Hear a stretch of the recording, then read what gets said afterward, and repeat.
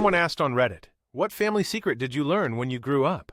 Which story's family secret surprised you more? Tell us in the comments after the video. Store 1. When I was about 32 years old, I found out that my dad had a daughter he didn't know about from 1973. I learned this because she messaged me while I was at work, about a week after she found out herself. I think she was in her late 40s at that time. What's a bit tragic is that all this time, my dad thought I was his only child, and he always wanted a daughter, but his marriages ended before he ever had one. He loved this girl. She was the result of a one-night stand with a girl he never spoke to again. And according to her, the mom had a breakdown shortly after giving birth and never got custody of her daughter. There was no way for my dad to find out. The baby was raised in another state with her mother, who kind of disappeared. Store 2. My family seemed pretty perfect until my mom and dad divorced when I was 13. They both assured me that it was nobody's fault. Apparently, even though I wasn't the reason, I was the catalyst. As my dad got older, he started to notice that he didn't share any physical traits with me. He confronted my mom about it, and she revealed the truth. I was the product of a drunken one-night stand. My parents had dated for a short time and then split up. Shortly after the breakup, my mom went to a party and hooked up with a guy. When she found out she was pregnant, she reached out to my dad and told him I was his son. They got married soon after I was born. My dad said there was no need to tell anyone else, but the fact that their whole marriage was built on a lie brought a lot of bad things to the surface, and they decided to divorce. My perfect family fell apart, but worse, a lot of horrible things emerged over the years since then that poisoned almost all my memories of growing up. After the divorce, my dad disappeared from my and my sister's lives for about a year. When he started seeing us again, he was in a relationship with another woman who was already pregnant. We had a father-son relationship from ages 14 to 21, although it was rocky. At first, I blamed him and my mom for the divorce, but eventually, I came to terms with it.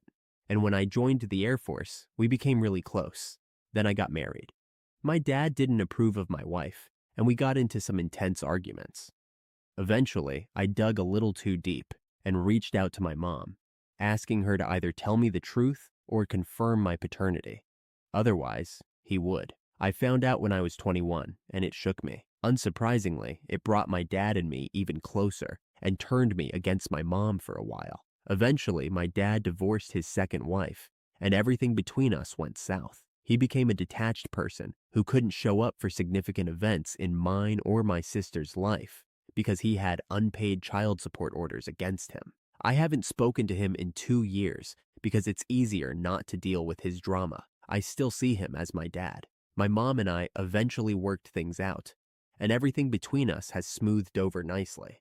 The only unresolved issue is the true nature of my paternity. He insists he doesn't know who my sperm donor is, but a few people in my family have said he does. I haven't pushed the issue.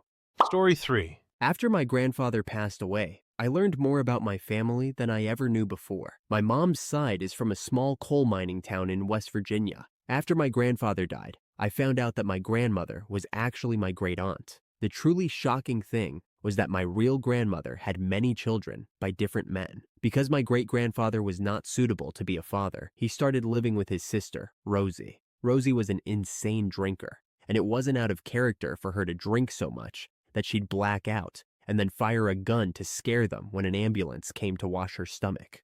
Unfortunately, she was also cheating on my grandfather, John. John was respected by everyone in the community, and I never heard a bad word about him. He confronted the man who was cheating with Rosie. Both men worked in the coal mine, and said, "I'm a good Christian man, and I forgive you.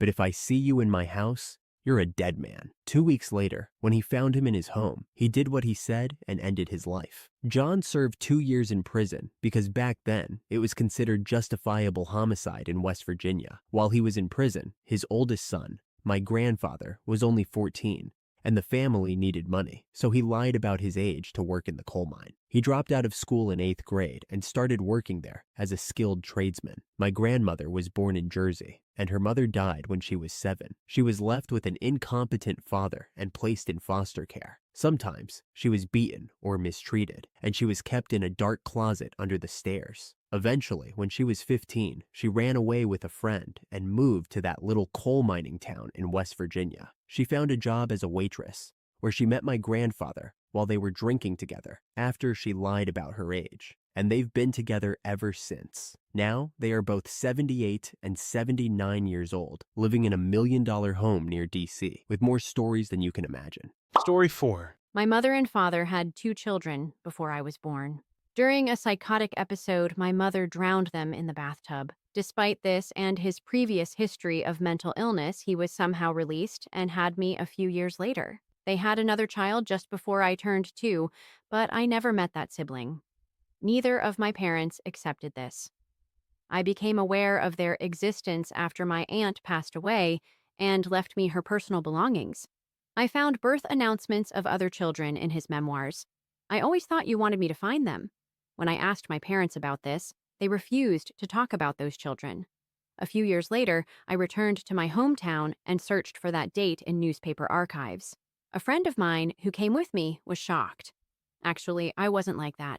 Growing up in fear because of their mental distress was my reality. I cut off contact with them as soon as possible.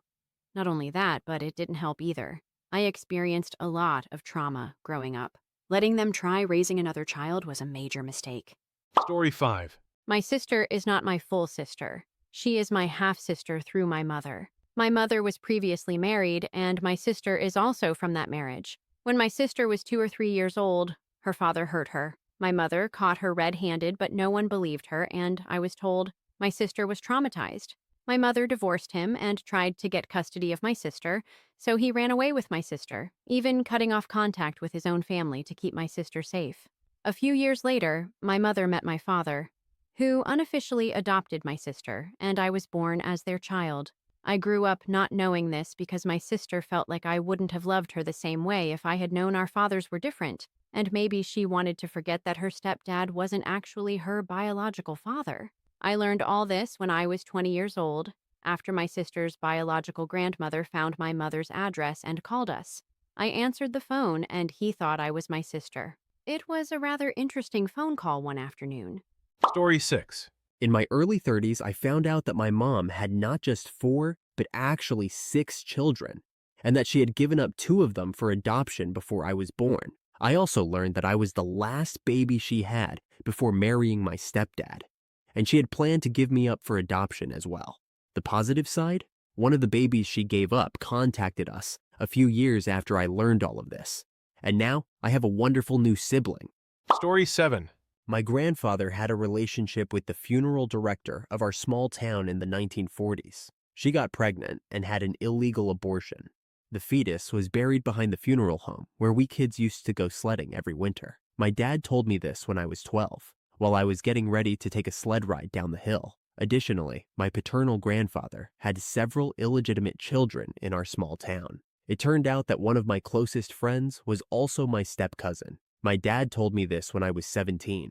My dad was educated, smart, honest, and moral. It was absolutely shocking for me that his parents had such wild behavior. Story 8. My aunt was a real piece of work. To rewind for a moment, this side of my family isn't biological.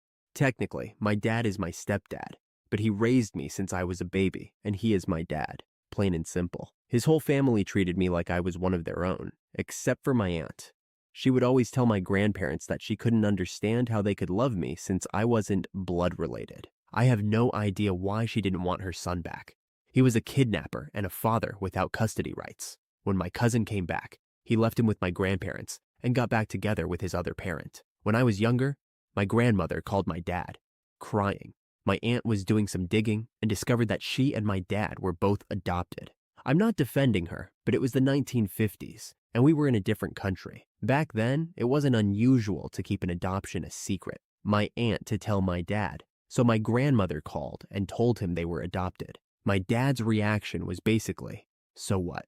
My aunt never spoke to my grandparents again, and my cousin turned out just like her. So, all those years of not liking me because I wasn't blood backfired on her, because neither was she. I'm glad it didn't matter to me at all. Story 9.